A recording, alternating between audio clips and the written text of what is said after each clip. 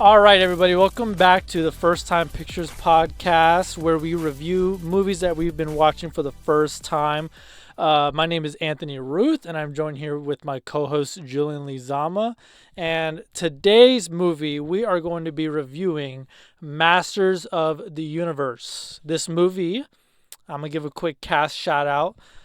Starring Nicholas Galitzine as He-Man, Camila Mendes as Teela, Jared Leto as Skeletor, Alison Brie, the one and only, as Evil Lynn, Morena Baccarin as Sorcier, or the Wizard, I guess. Close. Idris Elba, Man at Arms, and then other supporting cast members that I'm not going to get into. So the plan for this podcast is we're probably going to talk about some things that we've been watching. What are we watching? In between episodes? So in between last episode and this episode, we're going to say what we've been reading, watching, or doing. And then we're going to get into the review and then talk about what movie we'll be doing next week. So, Julian Lizama. What have we been watching, bro? What have you been watching? So last night I didn't finish it, but I started watching Star Wars Episode 1 with my wife Valerie. And honestly, it's the first time in my life that I've understood the plot of The Phantom Menace. Ever. You see everything Would you going be able on. to explain to me? Yeah, would you be able to explain to me right now what the exact plot of The Phantom Menace was? Yeah, because I'm a real Star Wars fan, so I know it. Like the actual politics of it all, because I never in my life really understood the politics. I mean, I could probably give you bits and pieces, but not the whole thing. I couldn't. Like, aren't they looking for Anakin? No, they're not. They don't look for Anakin at all. That's like He's the chosen one. The complete opposite. Oh, damn it. So this is how it goes, and I thought this was so interesting because it mirrors current politics. So like. It just mirrors it so accurately. So there's a planet. We're officially the going planet political. Naboo. Yes. Yeah, the planet Naboo Uh-huh. has these people who set up a trade blockade. So they're not allowed to trade goods through this blockade, and it's sort of illegal basically. And the Senate is upset, and they're thinking, "What are you doing? Like, why are you closing this?" Then Palpatine says, "I'm gonna send 2 ambassadors to negotiate the opening of this blockade." Then, when they send the 2 ambassadors to negotiate, Obi-Wan and Qui-Gon, to negotiate the opening of the trade blockade, Palpatine instructs them to get rid of the Jedi and attack them. So then Obi-Wan and Qui-Gon are stranded on Naboo because they're being sought after to be killed, and their ship is damaged in the process of trying to escape, and alert the Republic that this place and these people are basically going rogue. But at the same time, whenever the Republic calls into the people who tried to kill them, who tried to kill the ambassadors, the people who are setting up this trade blockade tell them, "We don't know what you're talking about. There's no ambassadors here." And so they don't have any legal grounds to enact any legal action against them. So they think, well, there's nothing we can do because we don't have any proof that they're acting out of any legal laws. But at the same time, they are. And so what they do is they start to lay siege to the area that they're setting up the planet Naboo. They start to lay siege on there to try and force them to sign a peace treaty. So they're holding them captive, blocking the resources so that they can basically starve them out of resources until they're able to agree to their terms and have them do what they want. And they're doing a takeover from the inside. And then what Palpatine is doing, he's actually playing both sides, and he actually kind of wants the Jedi to escape because he doesn't mind if they start to find out and let people know that these people are doing something illegal, because he wants to start a war. Because once he starts a war on both sides, then he will go to the Republic as a good guy and be like, look, these people are doing something very bad. We have to go to war against them. And we have to make a clone army. This is how all this starts. This stuff starts out. He starts fabricating tension to create wars so that he can profit and benefit from the conflict. And it's just such a like politicians are doing that all the time and have been doing that for decades, where they will find a reason to fabricate conflict to start a war so that they can benefit from it, and they'll justify it by saying that certain people, like even some of it might be true, but at the same time they got to bolster it so that they can have more reason to spend more money and get more contracts and do all this stuff. And it's kind of fascinating rewatching it as an adult because I didn't know any of that until now. And it carries on into the Bad Batch as well, because after they've done the Order 66, there's Palpatine. You see him on the big hologram. He starts saying, yeah, the Jedi, they've committed treason. They tried to kill me. So we have to arrest them and hunt them down because they're actually a danger to society. And again, this happens in politics when you start to embellish certain groups of people's actions as a reason to make them refugees and start hunting them down so that you can, force an agenda. And it's just like there's so many mirrors between Star Wars and now. And yeah, George Lucas, I guess. Is George Lucas a genius? Because bro's cooking with that, way back bro. then, What the 90s. Heck? That's what I'm saying. George Lucas was low-key cooking and nobody realized it. So technically, if you're a Star Wars fan, you're not a nerd, right? Like, you're technically like you understand You're just into politics. Yeah, exactly. You understand the conflict. That's why it's so entertaining, because it mirrors our reality. Yeah, when I was younger, I knew there was some of this politics. I was just like, when I get older, I'll know. Bro, Star Wars made me feel something, dude. I started looking around. I started looking at the geopolitical landscape around me. I started looking at the universe. Get it?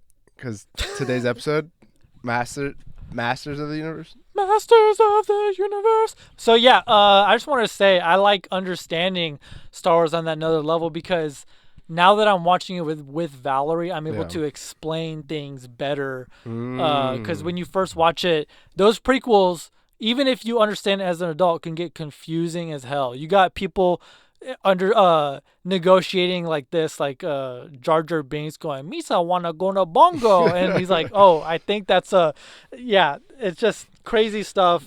Whole bunch of different races, planets that you've never seen or heard of before. And anyways, really like it now that I'm watching it with a better understanding.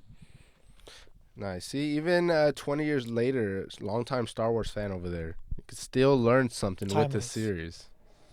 It's pretty cool. Timeless series. What have you been watching? I've been watching the movie Obsession in theaters. We saw it. This is where I'm gonna have our mini Obsession podcast episode, because my goodness. Yeah, that's the most recent thing I saw, and I think we kind of talked about this, you and I, earlier.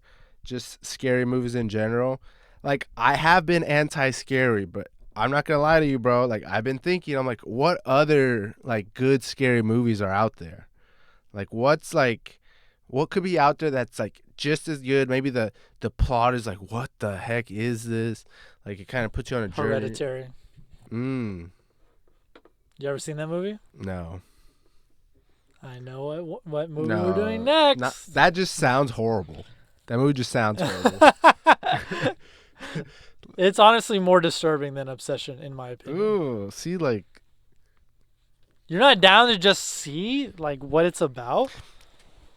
I don't know. But Obsession has me thinking, like, could horror movies, like, could it have something? So that is like, this is coming from a guy who loves Halloween. What? Like, Halloween is all about being creepy and horror and, you're trying to rage bait. Spiders and witches and zombies.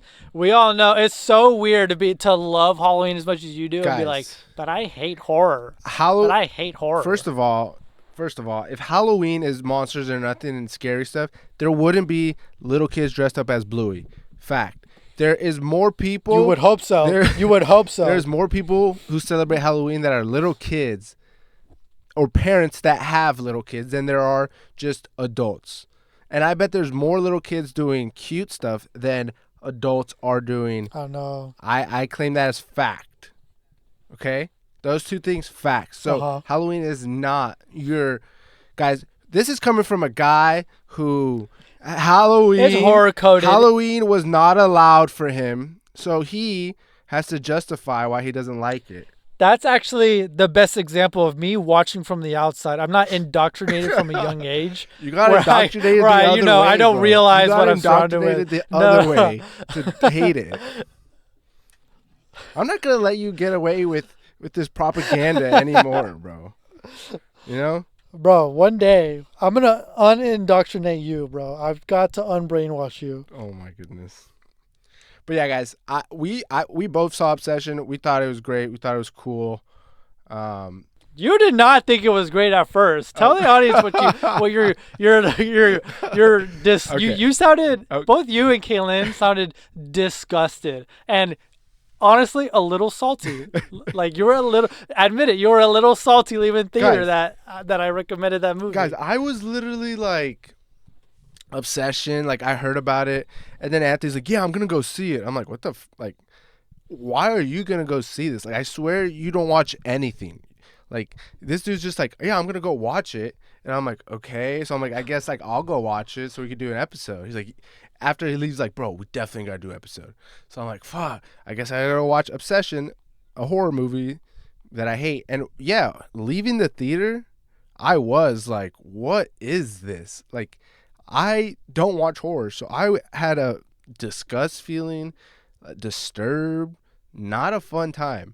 And to make it worse, we were in a theater where our row, there was nobody else in that row. So it's just me and Kaylin. Oh, it's just y'all? Like in the middle of this row.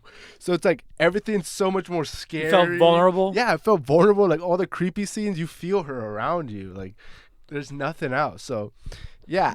This is, for anyone wondering, this is exactly what you texted me after you saw the movie. What? You said, bro, why did you want to see this? I said, you liked it? And you said, no other period or exclamation point, just no. Bro, yeah, I told Anthony, I did leave the theater rating it like a 4. Like I felt like a 4. I was like, I'm not recommending this to nobody. I'm not gonna watch it again. But then obviously I'm doing a little more research about the movie. I'm understanding some of the online like little community building with theories and plot holes and all this, and I'm watching, and I was like, okay, like I guess those things were cool, and I was kind of like following along some things, and so to hear other people talking about it, it felt cool. So I think I started to raise my bar up a little bit, bringing it to like a chill 7, but still, yeah, like I wouldn't tell anyone, yeah, like go watch that movie or want to go watch it again. Like I'm just kind of like, that was great. I'm glad I could say I was a part of it, but that's all it needs to be. It doesn't need to be a revisit or a recommend. I saw it like 3 times. You did not see it 3 times. I know. You would see it 3 times. But I would go again. No, I would go again though. I would go again. He relates to that weird stuff. You've never had? Never mind. I'm revoking your Halloween license. You're not allowed to. Hey, you can have it. You can have my Halloween card. Yeah, I gained it because I went through the trials and tribulations. I earned my card. Okay, so that's been what we've been watching, bro. But let's get into what we watched. Masters of the Universe. So neither of us, I'm pretty sure, I'm speaking for you, but correct me if I'm wrong. Speak for me, bro. Neither of us have ever watched He-Man. Never. Ever. We don't know anything about it. I didn't know anything going in. Did you? I knew nothing about him except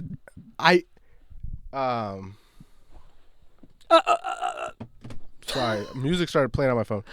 I knew nothing about him except I swear there was like a meme and I've seen his face.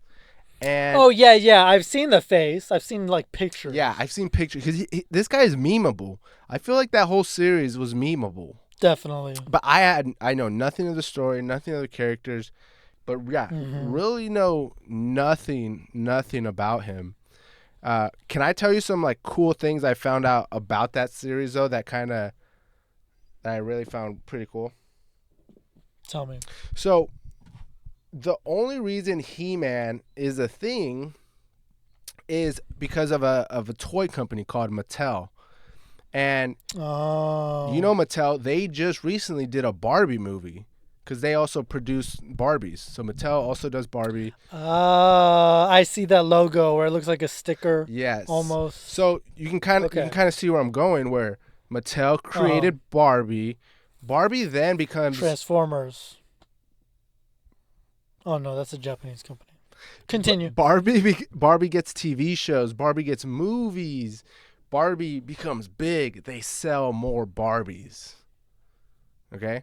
Same exact logic here. Mattel makes a brand called He-Man as a toy. And then they did all these toys with him. All these cars, these villains.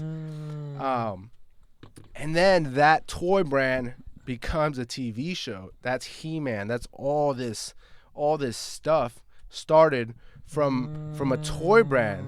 And I'm like, that's so cool. Like, imagine as a kid, you're just playing with these toys, and they get TV shows. I don't know. I thought that was pretty cool.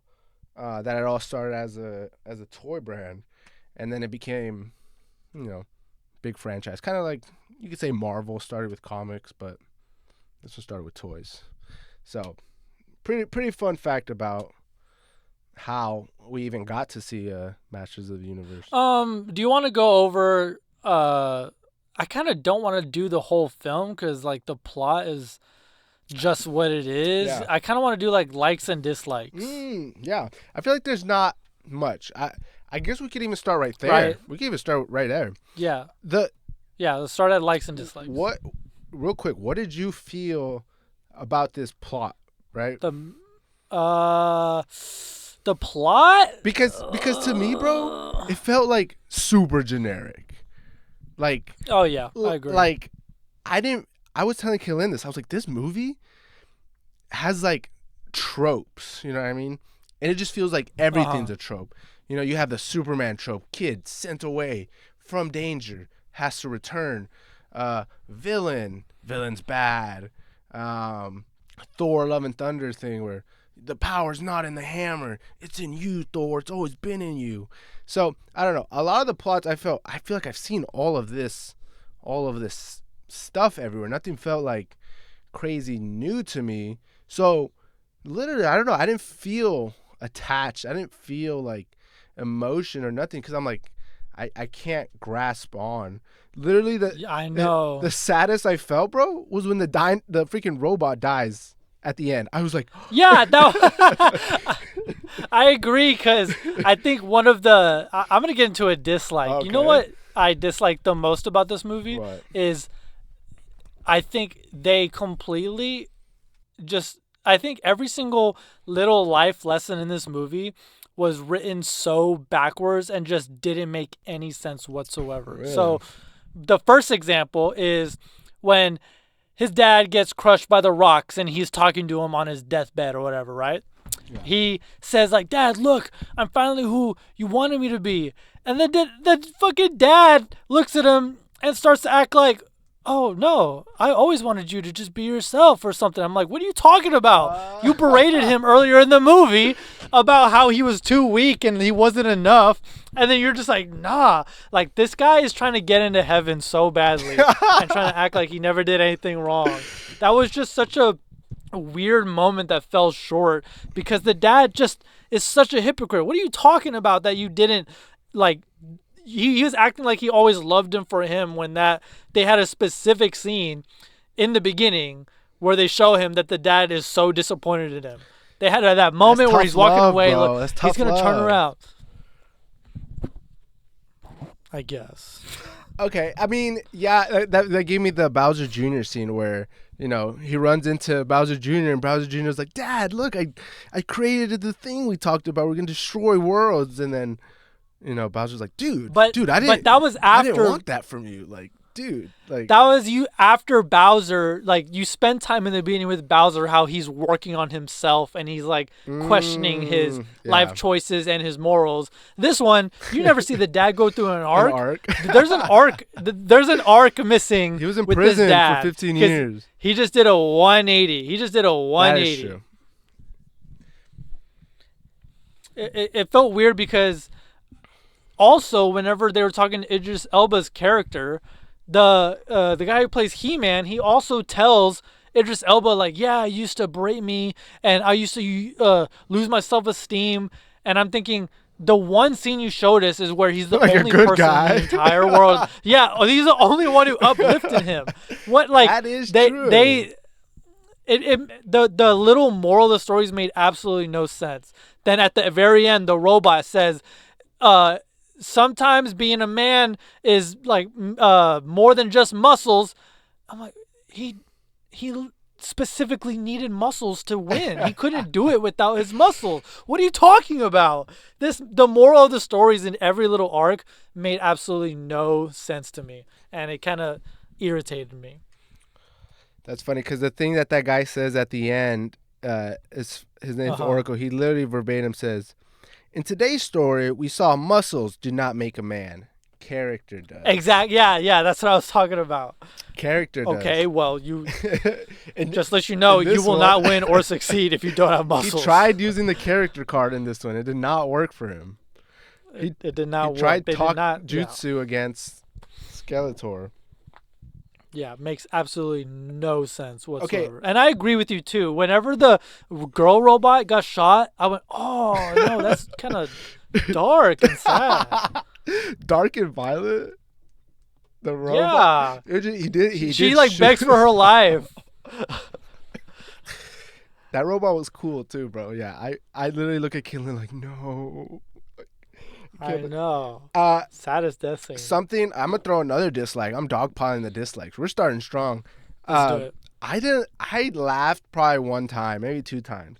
Like, Right? the comedy for me didn't land. If like, I know you're Did not. I know you're like a millennial. You know, you probably laughed a little more than I did. Oh my god. I got millennial humor, right? Like some of the scene, like it felt like the whole he's right behind me, isn't He's it? right behind me.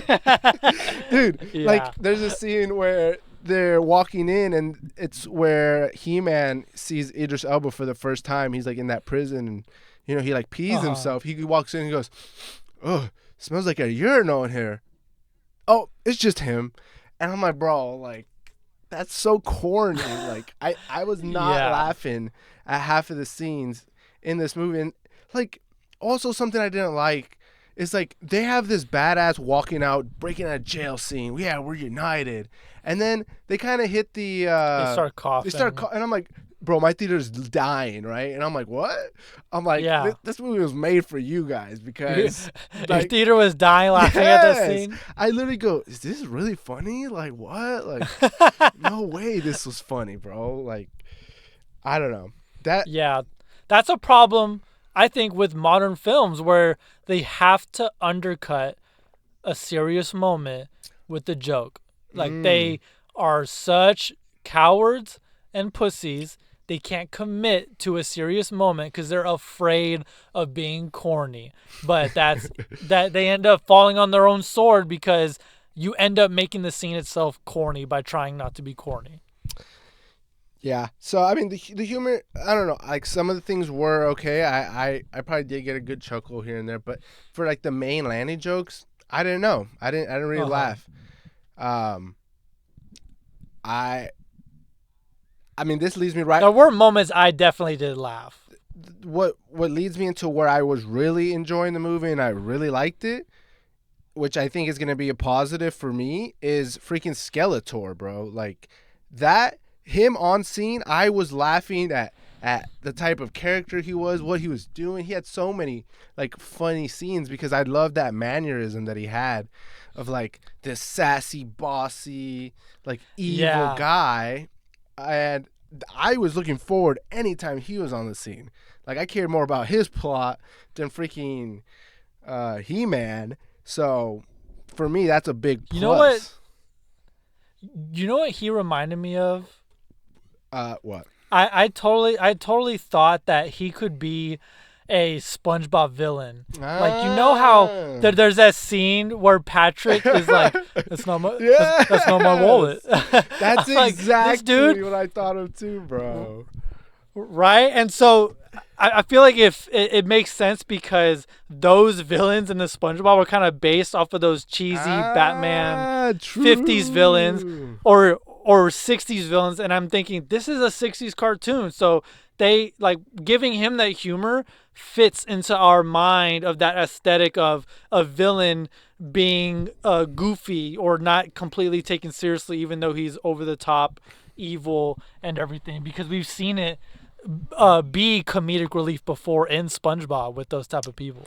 So what did you not like the villain? Because it didn't sound like you were agreeing that you liked the villain. I do. Oh, you Yeah, liked him? I Okay. thought. I was also laughing at a lot of the villain's jokes whenever, not every single one, Yeah. but I did think it was that he had a lot of funny moments, and it just I was basically, like I said, imagining that one character from SpongeBob, that Yeah. one villain, Yeah. and I could see him doing that scene. Is this your wallet? Yeah. You know the that Yeah. that famous wallet scene with Patrick, but I did like him. Dude, yeah, and he was freaking done by Jared Leto, which, dude, is it just me or has like Jared Leto been getting dunked on? Like as much as I know Jared Leto's name and I first heard him Yeah. back in Suicide Squad, like Um. I swear his name's just been dunked on for years. And Did you hear about anything recently with him or no? no, like he's in controversy. Yeah, he's had like multiple, I think, Oh. sexual assault allegations. So with this movie, there's no name in the credits, Mm. no advertising that he's the villain. They're just trying to keep a low profile on his name because there's not a lot of motion there Really? to be moving. Here I Yeah, am he's in some praising, sexual bro. assault allegations, stuff Here like I that. am, like I Yeah. like it. He Think did about good. that. Think about that. Is this a separate the artist from the art moment? I don't know. Okay, I well, guess we got to. like at that point, I still They picked the right man for the role.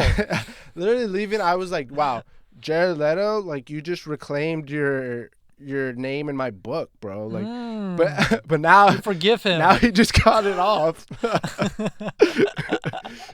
But no, I really like this kid. He had some funny scenes where like he starts laughing and then like everyone stops laughing. He's kind of like, yeah. So Yeah, right. I don't know. I thought that was just so funny. So for me, Skeletor Yeah. was a big like for the movie. Definitely. His costume too. Didn't you think his costume was like super well done? Pretty clean. Yeah, the CGI is really nice on him. It is. Like his I don't think there's other shots where if you watch Avengers Infinity War or even Endgame, there will be at least one shot or two where you can tell they didn't spend the same amount of time on Thanos' CGI as they Oh, did in really? other scenes. But in this movie, he had the 100% same quality of CGI on his face, I think, in every scene. Very clean. His eyes were all red, and every time he moved, and Yeah. it just looked so clean. I really liked it. Yeah. Compared to most Props to the prop department. Yeah, so Skeletor, Jared Leto canceled again, I guess. What was another like for you? Because we got two dogs. I think we're both gonna agree on this one, and I'm kind of beating you to it. Yeah. The music, Hands down. hands down. The music was getting me pumped, bro. Yeah. Pumped. It was so 80s vibed. Valerie said she loved it because it reminded her of ABBA, actually. And I thought, you know what? That does fit because ABBA has that 80s synth aesthetic. Not like Journey, but more with a little bit of disco mixed in there with the Yeah. upbeat, you know? Do you know who helped make some of the music? Who? His name's Brian May. He was on Oh, from Queen. Yeah, so he helped make some of these songs, like the main theme, the Eternia, The guitar. yeah, he does that guitar riff. It's like, Oh, that's I so love Brian May, so bro. satisfying. I know. Nice. Yeah. What a legendary guitarist. So that's it. It did feel like 80 disco vibes. Like it felt powerful and like just like almost comical, but like in a really good way, where it was like hell yeah, like in the movie I'm bumping. Dun, dun, dun. Yeah. And literally on the way home, I think you did the same thing. Immediately open Apple Music, Yeah. Masters of the Universe soundtrack, first song playing. Same. There's a Dun, dun, dun. Yeah.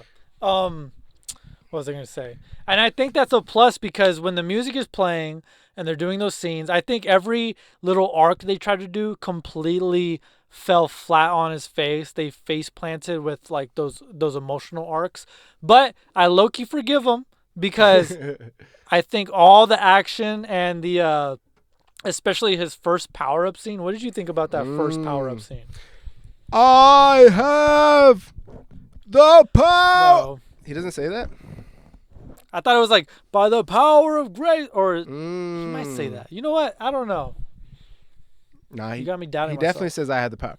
No, I don't know. Okay. I'm going to pretend that's what he said. What are you going to do, fact check me? Okay. You going to fact check me on the pod, bro? There's no way of disproving that. No. Bad. I would never. Thank you. Badass. I mean, you always want a good transformation scene, you know? Like, it's like it's when he hits his Shazam. You know, it's like, that's his ult. You know, like how he transforms. Yeah. I like this one more. Honestly, if I were to rank them, this one's number 1. And then it can go to like a Thor Lightning Strike, number 2, 3 Shazam, stuff like that. But this one, I thought when the music entered and he's just like floating. Yeah, it's just so epic that I felt like a little kid who was imagining his action figures doing something like incredible, and it was brought to life on screen. It was making the inner child get excited. Interesting. Yeah, the power-up scenes were so cool. The music, again, it's hitting. We're in Dolby. We got prime seats. We used our AMC StubHub, and like the music just banging, and yeah, he's powering up, sword in the air, freaking clothes on. They show him getting jacked in the moment, just clean. Which is also something I wanted to bring up, dude. What? The entire movie, they're trying to pretend that this guy is not jacked. I'm like, dude, he's so obviously buff and roided out under that shirt. Yeah, you are. And then at first I was thinking, oh, he's going to transform and they're going to reveal what was under the shirt.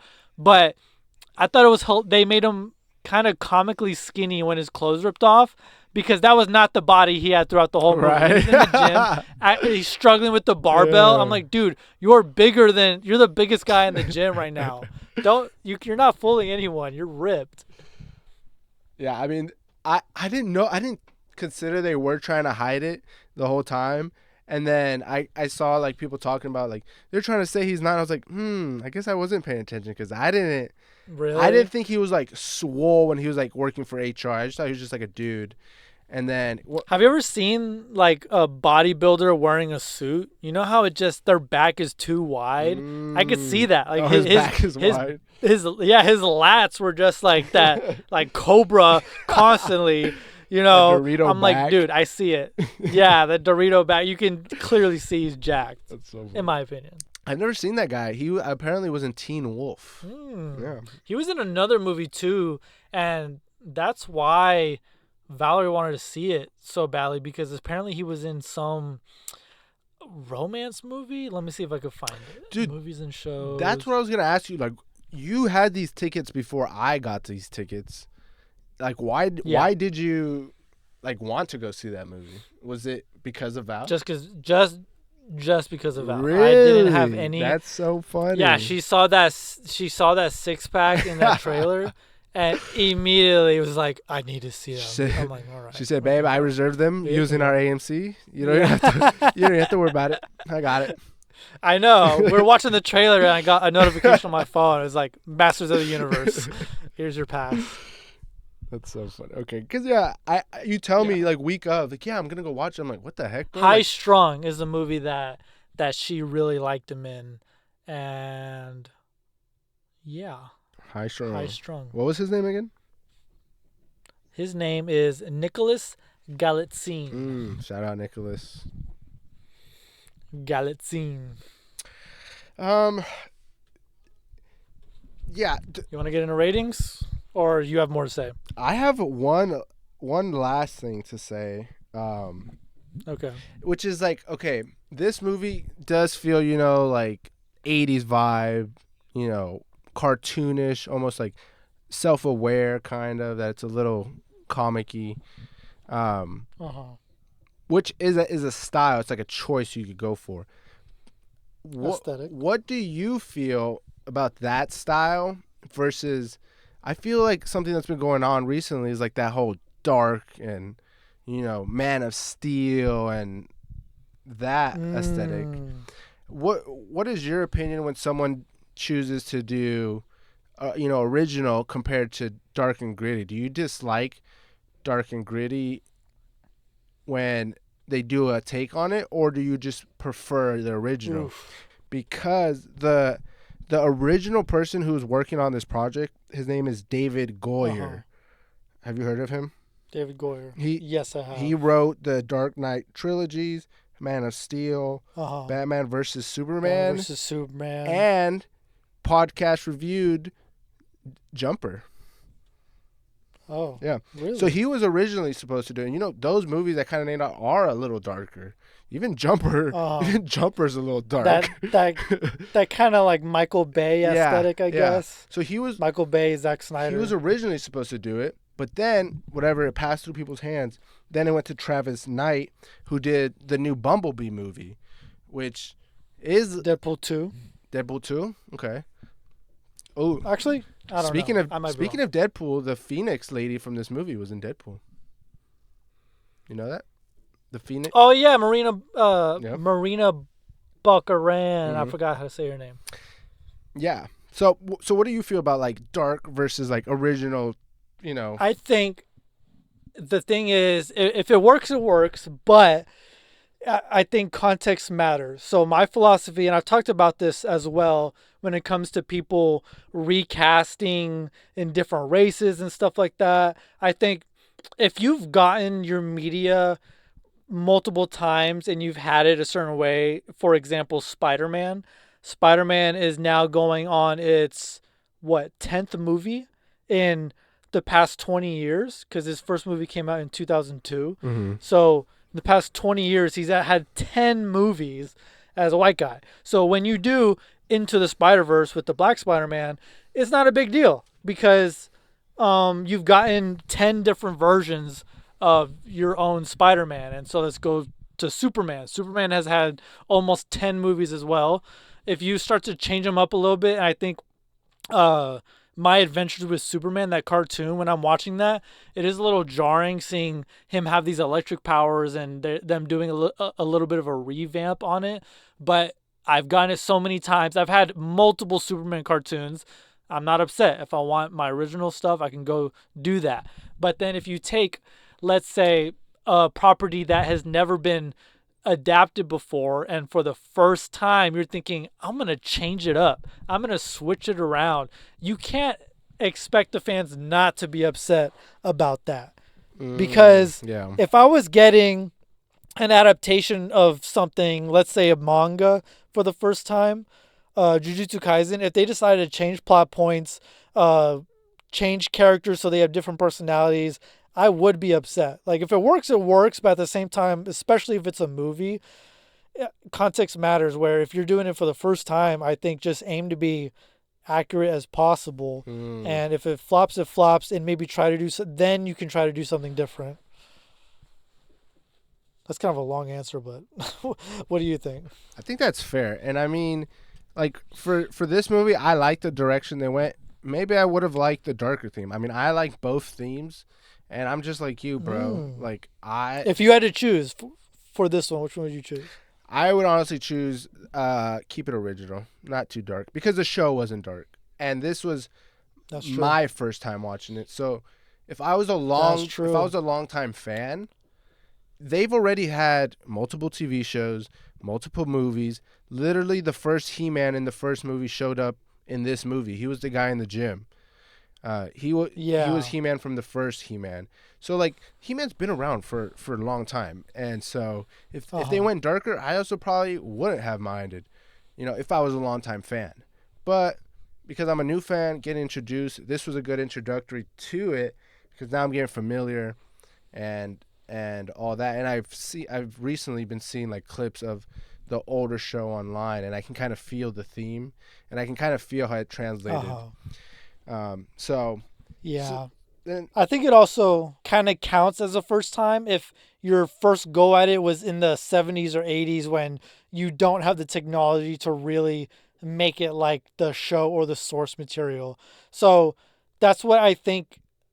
I think I've expressed this to you before. That's where I think Man of Steel went wrong because we got all these perfect versions of Superman with Christopher Reeves, but you never really got to see the potential of that type of Superman with modern graphics and modern technology. So when you skip straight to the dark, you're going to end up dividing fans. Like that's just a natural reaction where some people are hoping to get their first ever modern version of Superman with the updated graphics, and some people are already ready to move on and they want the dark and gritty with the modern graphics.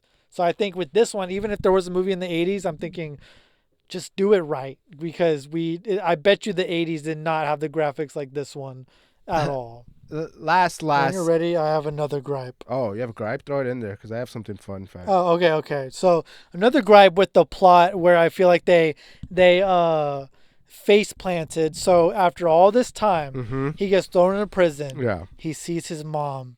Such a sweet moment. He sees his mom after being separated for so long. That is one of the most traumatic things you could possibly go through.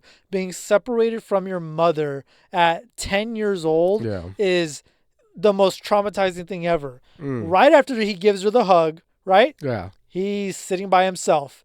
And then they go to a heart to heart with him and Idris Elba, where he tells Idris Elba that like you lowered my self esteem. So not only was that scene inaccurate, based on what we saw in the beginning, Yeah. but you never see the mom again really. Yeah. Until the Do you end. remember seeing the mom after until the end where they hugged? Yeah. And I'm thinking, you haven't seen her for so long. You're like, okay, I hugged you, but hold up, I need some alone time. I'm gonna go to this corner and mope Now a I'm little bit. sad. Yeah, I gotta go think about some things. Doesn't make sense. That speech should have been the mom giving him a pep talk after they reconnect Yeah, for so yeah, long. like maybe the mom could have been like, "Your dad, he struggled so much, he felt this." Right? And they would have tied in maybe that other scene, like you were saying, with the dad, while giving us a good time with them. Bro, are we the people that are saying like, this guy wasn't evil enough? He should. Like, are we those people right now? Are we being like that, or is this Uh, valid? You know what I mean? I think I genuinely think it's valid Okay. because it doesn't add up. It's objectively backwards. You can't have a character inspire him throughout the whole movie and then the next scene be like, "Yeah, you were actually treating me so bad." And then have the dad treat him bad and be like, "I actually loved you this entire time. You just got pranked." Like it doesn't make any You don't know what sense. tough love is, bro. You're lucky, bro. You're lucky. Okay. Okay. No, but I mean, if we're throwing gripes in there, bro, why did they just kill him, bro? Like, why do you keep the freaking, you know, He-Man in your cell, bro? Like, just kill him, bro. Like, why do they keep the Right? strongest people alive in a prison, bro? Like, they all still had their powers in there. Ram Man, he still was ramming stuff, bro.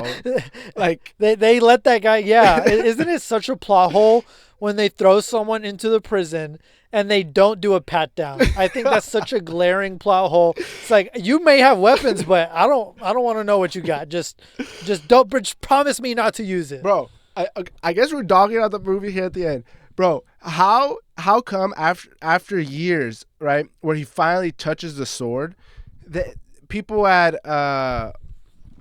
what's their home planet called, Eternia, they get a signal. Oh, Yeah. sword's been touched. Yeah. Let's go here. So that's how they know to go to Earth, bro. they gave him the sword as a kid. If he was touching that as a kid, bro, like he's gone, bro. They're killing him.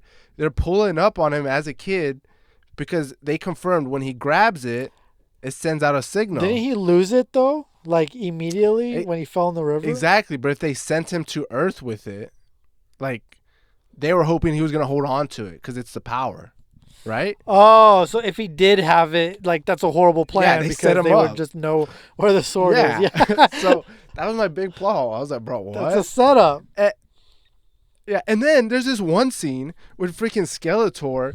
Is when they steal a ship and they hop on the ship. Skeletor, literally, they're trying to have like a badass cool scene where they're like in a helicopter, they're face to face with Skeletor, and they're about to fly away.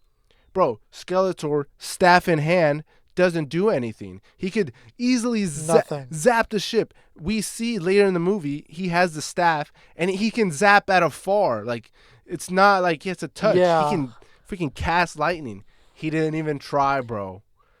Like same moment as well when he at the very end when he jumps to the sword, Skeletor is standing right there and he's just like no, like he could reach out. He was within arm's reach to just grab the sword and be like no, like this is mine, bro.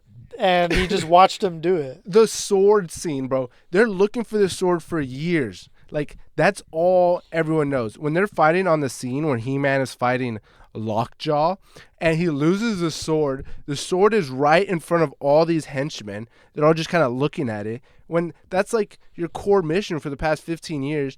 Even in the scene when they're fighting on Snake Mountain, he drops the sword, and yes, one of the henchmen does pick it up, but all these other henchmen know they're here for the sword, bro.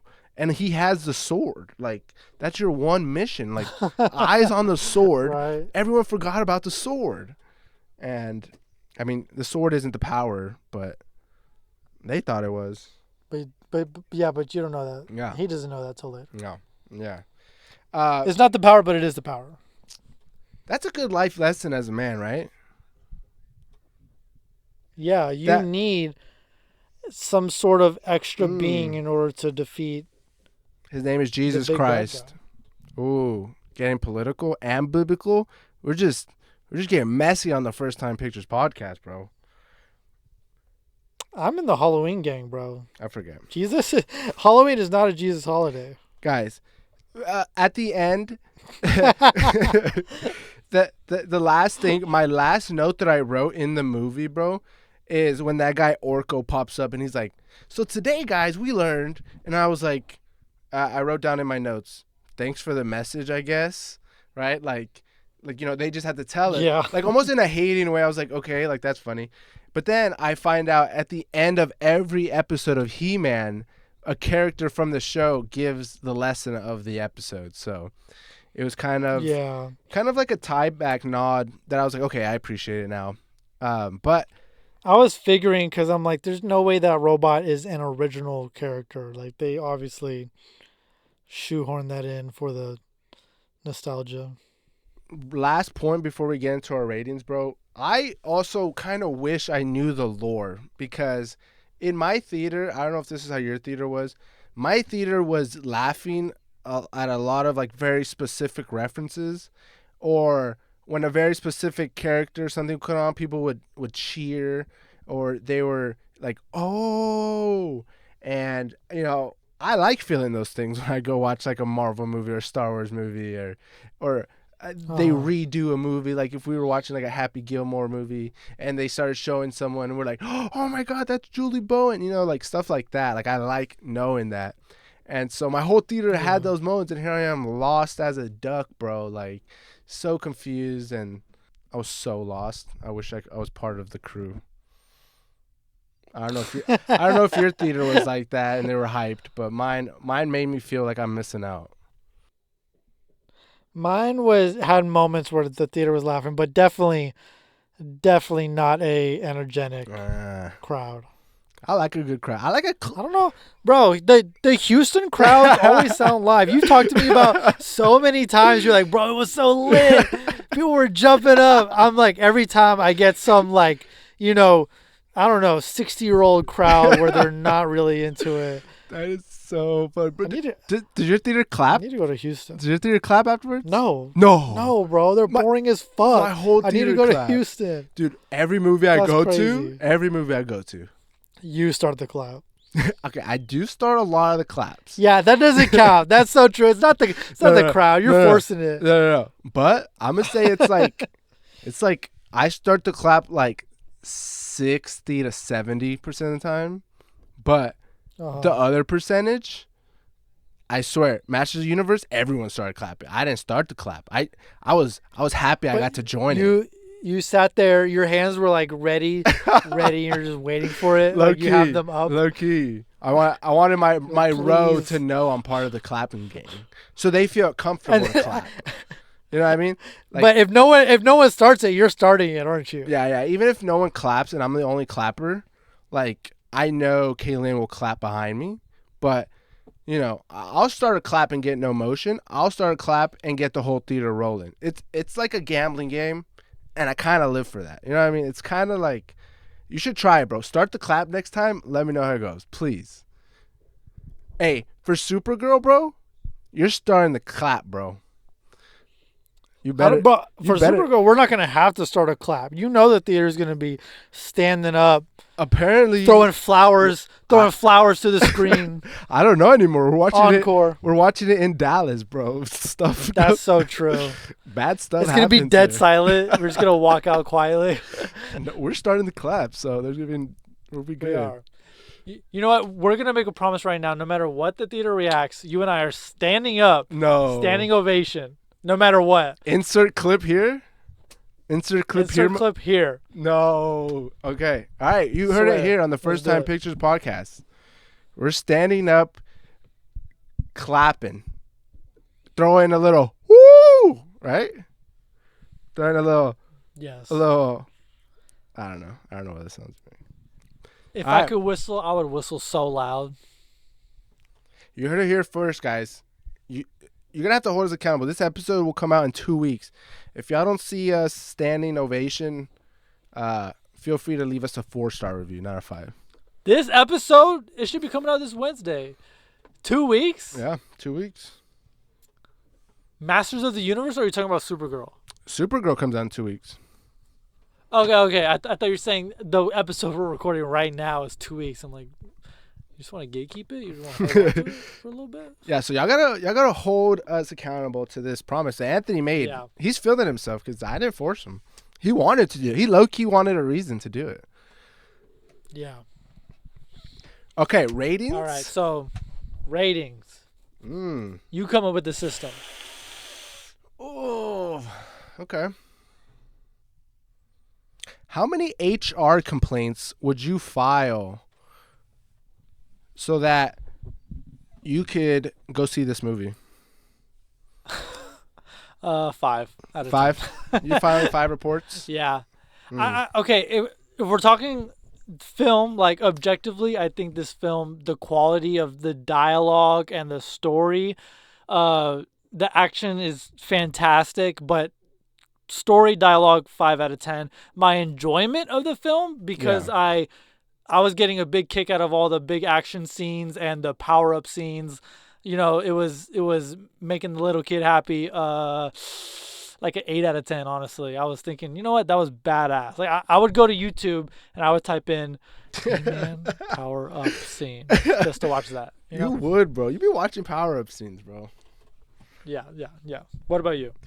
How many HR complaints would I file for this movie? I think I'm right there with you, bro. I'm gonna say 5. Like honestly, that was that was my rating. I thought you were gonna like it more. I didn't care about nobody in this movie, right? Like I no personal connection. The robot, bro. That says something about me, bro. But it does. I love the music. The music was cool. I love Skeletor, and I love the power-up scenes. That's it. Like it felt cool. I agree. It felt cool. I felt like there was still something to like. Like you're not gonna go into this film and hate all of it. There's still something to like in this movie. Yeah, and then I'm just glad that when I left, I got to leave with the message of like, you know, it takes more than muscle to make a man. Character does. And I think that's what you need to learn because you've been getting so ripped lately and so V-tapered, bro. Oh. You got to understand. That doesn't make a man. Funny to say that, bro, because I was going to say the same thing about you. Oh! Yeah, because you've been eating healthy. You've been looking good, and, it's not all about that, I'm sorry, bro. but I'm nothing without my ginormous muscles. I'm nothing without them. Sorry. I think you need to do a second time watch of Masters of the Universe, sadly. Hey, man. Yeah, actually. I need to go through that character arc. Dude, you don't even know what episode's coming out next week, bro. I do know what episode's coming out next week. Yeah? Which one? You want me to tell you who's in it? You Ooh. want me to tell you who's directing it? Yeah, just say the whole synopsis because you don't know. You're gonna say the wrong thing right now. So, starring Emily Blunt. She is a wife to a startup MMA wrestler, and he is making his name in Japan. And they go through drug problems, and it's a very toxic relationship. That's what I understand is happening. You're so off, bro. This guy's not even a first-time pictures listener, bro. If he was a real first-time pictures, he would have known that episode actually came out 5 episodes ago. Only real fans know which movie we're talking. Comment down below if you know what movie we're talking about. This is a deep cut. First-time pictures, real. It's like a test. Next week, we'll be talking about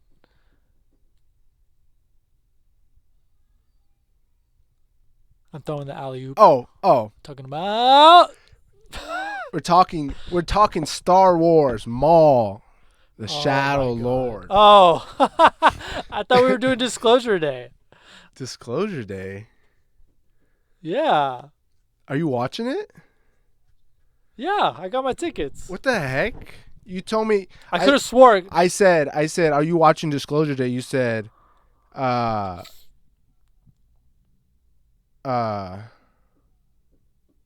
pull it up. What did I say? Guys, verbatim. I said, hey, you watching Disclosure Day? He said, yeah, I want to. That's a yes. That counts as a yes. I thought I accidentally said no, but no, that counts as a yes. What? Dude, hey, are you coming over? Yeah, I want to. Tickets acquired. All right. Tickets acquired. My tickets have been acquired. What am I gonna do with this Darth Maul Shadow Lord episode, bro? Like, throw it away. See, guys, I'm just kidding. Post it. Do what you want. Just hit a double post. Okay, if you're gonna see Disclosure Day, then I'll go see Disclosure Day. And I don't know anything about it. Do you know about it? Steven Spielberg is directing it. Director of Jurassic Park, Jaws, Schindler's List, The Fabelmans, Catch Me If You Can. One of the most famous directors of all time. We're gonna see if he's washed or not. Do we think he's washed? He's washed. He's been washed, actually. He's washed up. He's been washed up. Steven, he needs to prove himself. Like he hasn't done anything. Like, this isn't the 70s anymore, bro. You can't just ride Jaws' coattails. John Williams isn't here to bail you out, buddy. You got to make a good movie. Shots fired, bro.